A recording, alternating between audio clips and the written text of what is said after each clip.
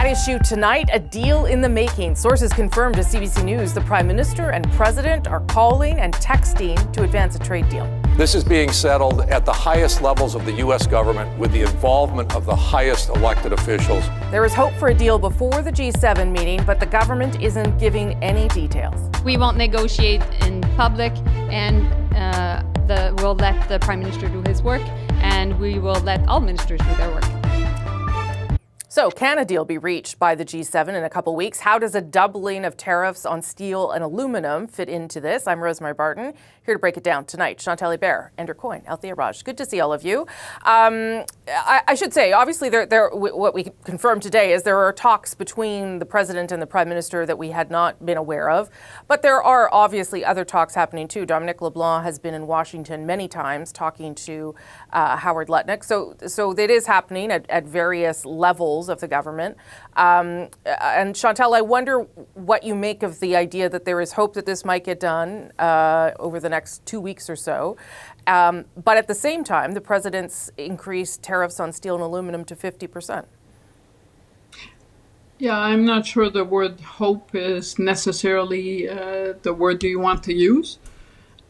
It's not uncommon for the president and the prime minister to be speaking when there is a negotiation. But usually there's a framework. Like, what are we negotiating? We have a deal with the U.S. It involves Mexico. We're not discussing with Mexico, as far as I can tell, in those conversations. If you are working to a deal that the U.S. president is interested in, then why would you suddenly pull a rabbit out of your hat to double tariffs on steel and aluminum? And is it in the best interest of Canada to do a side deal with someone who is involved in a tweet fight with someone who he was a friend with last week? Even just 2 days ago, maybe. You're talking about Elon Musk, just of course. Trying to build distance between Elon Musk and Donald Trump here.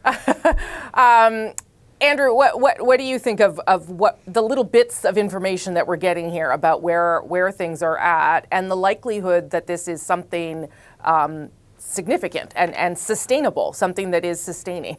Well, we're going on very little bits of information, so I'm a bit at sixes and sevens, and you have to wonder. I mean, Chantal said we already have a deal. It's called NAFTA, or if you prefer, CUSMA, but it's a deal that Trump has blatantly ignored and brought in tariffs notwithstanding. So what exactly is to be negotiated? What exactly is to be agreed with somebody who doesn't respect agreements that he's already negotiated and signed? What is the purpose of making concessions to such a person in exchange for him removing the tariffs or reducing them? How do we know he doesn't just, after that, put them back on and make a fresh set of demands? And ordinarily, you might say, well, that's preposterous. Nobody would do that. With Trump, you know, everything is possible. So I'm skeptical on that front. And the second issue is, I thought the project was to try to reduce our dependence in the United States because of the untrustworthiness of Trump and his people, and make ourselves less exposed and pursue other trade agreements.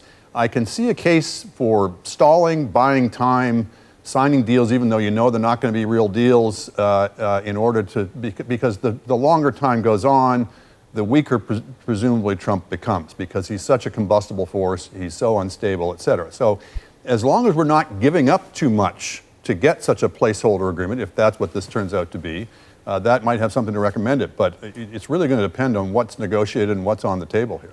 And I mean, you can do both things at the same time, negotiate a deal, and that's what Melanie Joly said today, negotiate a deal and create other opportunity and strengthen the Canadian economy. But I take your point, Andrew, that you don't want to negotiate away your strengths either.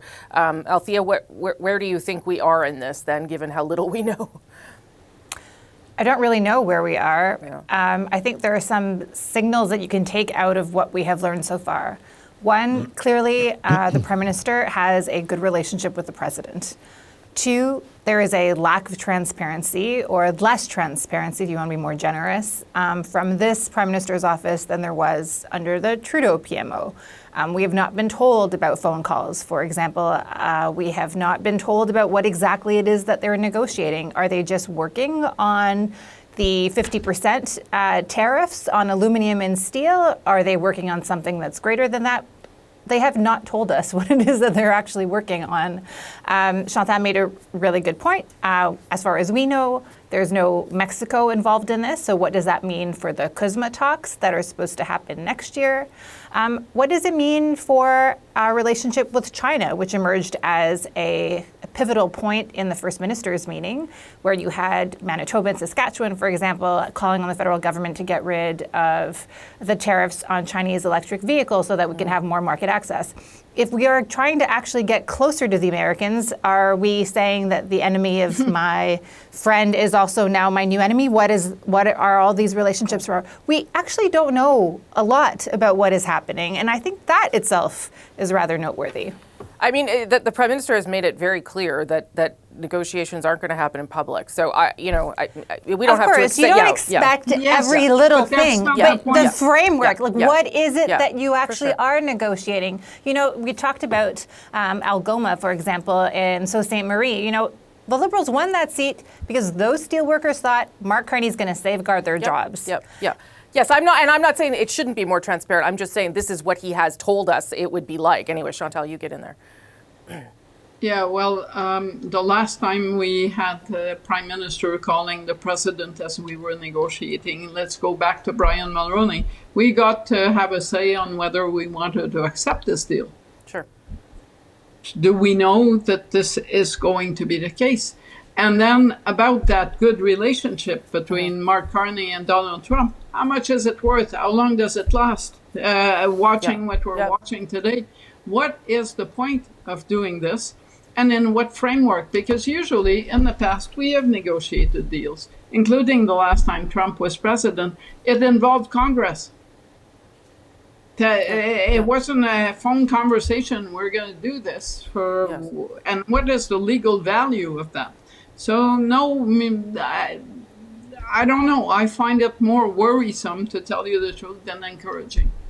I mean, the ambassador, the U.S. ambassador to Canada, has given more hints than anyone else in government anyway, saying that it could warning that there should be no leaks. Exactly. It's something about content in U.S.-made cars, or something around rare earth minerals. I mean, the things you would expect to be on the table, but what exactly is being, what Canada is willing to put there, I don't know. Andrew, I'll give you the last word here. Well, the only thing I'd add is there's things that are officially on the table and officially part of an agreement, and there's things that may be unofficially. So I believe we're about to discuss this border security bill. Is it inconceivable that there were understandings given that in terms of what kind of legislation we would bring forth on that front that would be part of an unspoken, penumbra of agreements around the actual agreement? At issue, the First Minister's meeting. Canada's top political leaders say they are ready to fast-track national projects in the interest of Canada. Very productive, was very respectful around the table. We're united. Sure, there might be some differences from coast to coast to coast, but we have one goal, is to build infrastructure projects. The Prime Minister says projects will be chosen in the coming weeks and months. More projects will come forward. It's not like the gate doesn't come down all of a sudden. Projects will also fall by the wayside because they won't necessarily meet all this criteria. It's a living list. So here to talk more about that First Minister's meeting, Chantal, Andrew, and Althia are back. Althia, what did you make of the outcome and the tone? I mean, it was the first Minister's meeting since the election. I'm not sure the tone will stay that positive, but I'm obviously very cynical. So what did you make of it, Althia? It would be hard to remain this positive in the weeks, never mind months and years to come. I don't recall a First Minister's meeting having this level of love, for lack of a better, love and admiration coming out of that press conference. I think, obviously, as it is often repeated, the devil is in the detail. The government is likely to come out with its one economy bill as early as tomorrow, because it's on the notice paper. And I will say that I think there's some causes for concern. It's one thing to have all the premiers saying kumbaya and like there's a gift for you and there's going to be a gift for me and we're all going to be richer and isn't this great? But what we've learned from the border bill that Andrew mentioned in the first block, this is the first piece of legislation that Mark Carney's government tabled this week, is that this government is unafraid of introducing legislation that the Conservatives could not pass before, also is unafraid to use this crisis with the U.S. border to table legislation that has nothing to do with the U.S. border. So I think that we might need to look quite carefully at this bill to make sure that there are no poison pills in it, and that the rule of law is maintained, that Indigenous rights are maintained. I mean, the memo we talked about last week.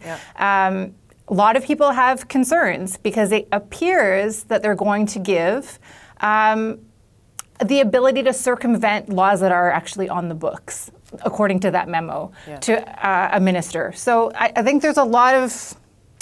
we should not be singing Kumbaya just yet, I guess I will say. Yeah, and we are going to talk about the border in the next segment, which you'll have to watch on YouTube. But Chantal, what did you make of the meeting? The last time I saw the premiers and the prime minister so united was at Meech Lake.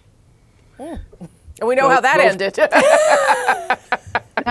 And my only point here, and by the way, message to Premier Ford, he wasn't there 10 years ago when the premiers first met Justin Trudeau. That's right. Yeah. But it was also a very convivial outing, with one exception, Saskatchewan. So let's not pay too much attention to this. What happened on the next day, the Premier of BC, who was away on a trade mission, said, I'm not doing this pipeline stuff. What François Legault actually said, I don't see a project, so I don't have to say if I'm for it or not. There is nothing that happened this week that tells you what will happen in the future, or that tells you whether the people who were happy this week and singing Kumbaya will still be there in a year in many provinces. Yeah, because some of the conditions that the Prime Minister mentioned at that press conference, duty to consult from Indigenous communities being one of them, means that some projects are not going to get greenlit, right? And so that immediately then will upset some parts of the country, Andrew. And I don't think you can, with a nation-building project, keep everybody happy. Hasn't revealed which projects he's going to accept and which projects he isn't. So it's in everybody's interest to be very friendly with the Prime Minister at this point. So yeah, we've seen this movie before, maybe not with the same intensity and fervor, but as Chantal mentioned, when Justin Trudeau first came in, the premiers were mostly pretty keen on him because at least he was meeting with them, whereas Stephen Harper wouldn't. That's right. It's as old as the hills. Is you enthuse about the new person. You talk about how open you are to their proposals, so that when you have to eventually bury them, you can say, it wasn't because I was opposed to it from the start. It was at the end of the day, in the fullness of time, having given it due consideration, I was forced to bring myself to say I could not support this. So, as I say, we've seen that movie before. We've certainly seen premiers talking a good game about interprovincial trade since forever. We had the agreement in internal trade in the 1990s. We had the Canadian Free Trade Agreement in 2017, neither of which amounted to much more than a hill of beans. We will see. Maybe this time is different. The premiers are all signing bilateral agreements with each other that don't bind them to do anything, but give the illusion of momentum. So we'll see on that front whether the internal trade thing actually advances or not. And then on the major projects, I think, as was mentioned, it's fine to say, well, we decree that these things will be done within 2 years, but you haven't actually escaped your constitutional obligations to negotiate with Indigenous groups. You haven't really waved away, or you can try, but you can't really wave away the political obstacles that you face with these projects, or some of the environmental concerns. So maybe there's a new will to push further. Maybe there's legislation that you can pass that will thread that needle and won't be unconstitutional. But again, I'll believe it when I see it. But I think what you're saying is important, and Chantal, I'll let you in there. The context is different, right? There is a seeming desire to build up the country right across the country. Whether it stays around, I don't know. But Chantal. That sounds to me more like a slogan than something that people have internalized, to tell you the truth. Right. Yes, there was a mood to reconcile with Quebec when I used the Meech Lake example. My only hope is that Mark Carney, who is not a longtime politician, realizes that he's building on no foundation from this meeting. That is not what it provides. And the BC Premier, David Eby, kind of issued a wake-up call on this. There is also the not small issue of keeping his own caucus in line on this.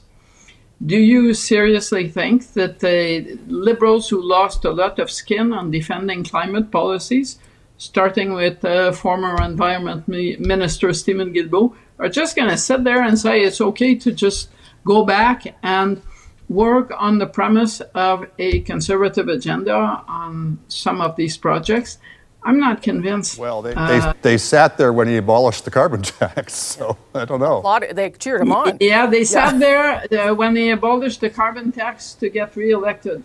Yeah. But at some point, speaking for this province, for instance, Sure. Stephen Guilbeault is the person who is given social license to Mark Carney in this province on the environment. So if you think it's a good idea that he walks away because one is dismantling everything that the Trudeau government has done on climate, think again. Okay, last minute to you, Althia.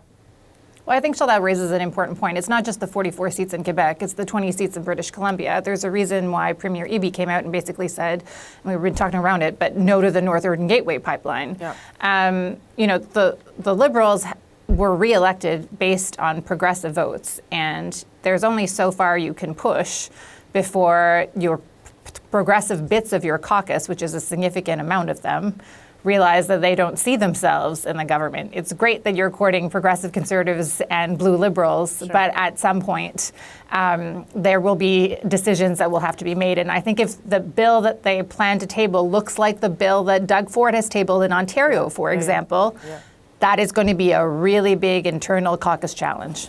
20 seconds to you, Andrew. I take that point, but I don't know where the caucus has to go.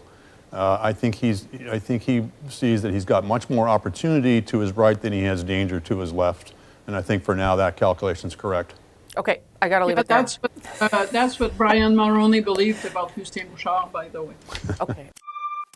At issue, border security. The Liberals have tabled new legislation to increase security at the border. This is about delivering a win for Canada and ensuring that our borders are safer, our communities are safer. And of course, we're responding to some of the concerns that have been posed by the White House. But there are concerns about the powers this legislation gives to authorities to access and share information.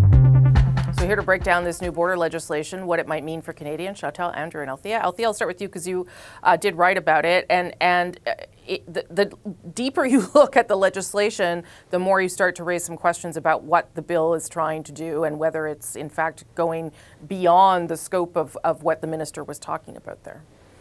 I think it's such an enormous bill. It's 140 pages. It amends more than a dozen laws, has 16 parts. And I think we need to go beyond the headlines on this bill, because the things that the government says that this bill is about, I don't think most people will find them controversial when it comes to, like, how do you classify drugs, for example, and some of the powers that you're giving authorities to crack down on organized crime. But the government, public service, whoever you want to ascribe motive to, law enforcement agencies, have clearly used this opportunity to sneak things in here that have been vetoed by lawmakers previously in at least 2 or 3 different parliaments, because they were seen as going too far. I mean, some of the measures in this bill date back to Vic Tave's era under the Stephen Harper government, where it was like you're either with us or you're with the child pornographers, because they were lowering the bar so low to get access to your personal information online.